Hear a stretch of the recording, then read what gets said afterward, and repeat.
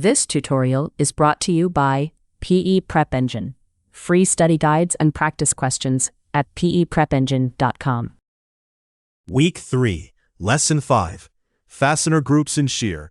Lesson 4 sized a single bolt, but a real bracket bolts on with a pattern of fasteners, and when the load lands off center, they do not share it equally.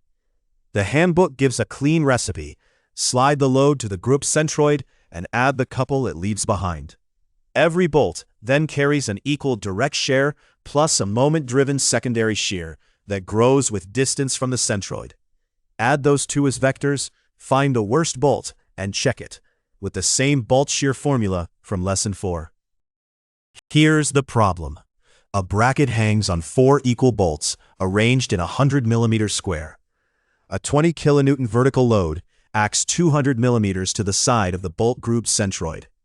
Locate the centroid, split the load into a direct shear on every bolt plus a moment-induced shear. Add them as vectors on the worst bolt and report that bolt's shear stress. One clean recipe, straight from the handbook. Concept 1. Slide the load to the centroid. An off-center load is statically identical to the same load acting at the centroid, plus a couple equal to the load times its eccentricity.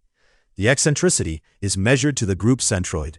Now the pattern feels two things at once: a pure force at the centroid, which every bolt shares equally, and a pure moment, which the bolts share by their distance from the centroid. Every bolt answers to both. Concept 2, the heart of the lesson. Every bolt carries the vector sum of two forces. The direct shear is the load over the number of bolts, the same on every bolt, and it points parallel to the load. The moment shear is m times that bolt's distance over the sum of all the squared distances, and it acts perpendicular to the radial line from the centroid, not along it. It grows with distance, so the outer bolts feel the moment most. The critical bolt, drawn here in full, is the one where the two shears most nearly line up. The others are ghosted, so you can see the circulation. Concept 3. Locating the centroid. It's the area-weighted average of the bolt positions, sum of area times coordinate over total area in each direction. The weighting only matters when the bolts differ in size. A bigger bolt drags the centroid toward itself.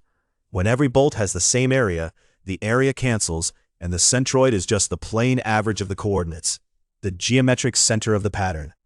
Our 4 equal bolts on a square put it dead center. But say so out loud, because that's an assumption, not a given. Setup. The load is 20 kilonewtons at 200 millimeters, 4 equal bolts on a 100 mm square. Because the bolts are equal and the pattern symmetric, the centroid sits at the center and all 4 radial distances are identical, so the moment shear has the same size on every bolt. Only its direction changes. Fill blanks for the moment, the radius, and the sum of squared radii, and work in newtons and millimeters so the stress lands in megapascals. Solve. Part 1. The moment and the geometry. The couple is the load times the eccentricity. Each radial distance is the diagonal from the center to a corner, and the sum of squared radii runs over all 4 bolts. Notice you use the squared radius directly, so the denominator needs no square roots.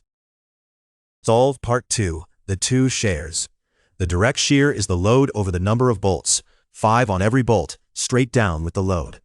The moment shear is m times the radius over the sum of squared radii, about 14, the same size on all 4 because the radii are equal, but each perpendicular to its own radial line.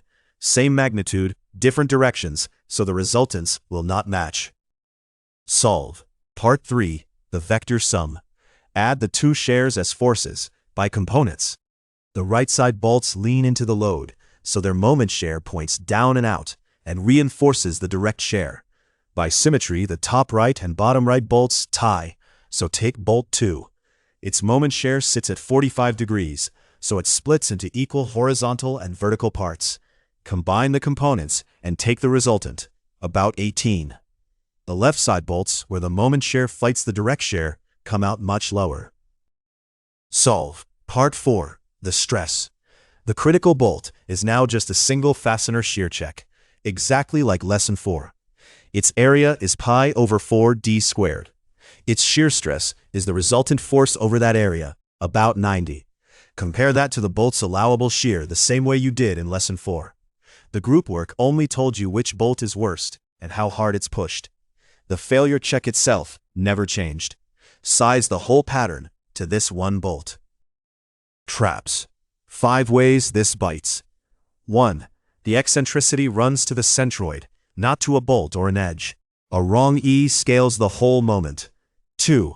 The moment share is perpendicular to the radial line, never along it. 3. The sum of squared radii runs over every bolt, not just the one you're checking. 4. The two shares are forces. Vector sum them, then divide by area once. Adding magnitudes overstates the answer. 5. The centroid is the geometric center only for equal bolts. Mixed sizes need the area-weighted formula. And the bonus, the worst bolt is where the two shares most nearly align, not simply the farthest one. Quick recall. Locate the centroid, area-weighted. Slide the load there, and add the couple, load times eccentricity. Every bolt gets a direct share, load over N, parallel to the load, plus a moment share, M times radius over the sum of squared radii, perpendicular to the radial line. Add the two as vectors, find the worst bolt, and check it with the same shear stress formula from Lesson 4. Golden rule. 2 shares, add as vectors, then check the single worst bolt. Next up, Lesson 6, Threads and Bolt Strength. Up to now, a bolt has been a plain shank and shear, but a bolt is a threaded part, and its strength lives in the thread. The tensile stress area is smaller than the shank, and proof strength, not yield, sets the safe preload. Lesson 6 opens up the thread itself, the stress area, proof and yield strength, and the grade markings that tell you how strong a bolt really is. Everything's at PEPrepengine.com. Cheat sheet, work solution, and a quiz attached here. The full study guide, with every equation and common exam trap, is free at PEPrepengine.com. Link in the description. Machine design, HVAC, structural, civil, and electrical series are coming soon. Subscribe so you don't miss them.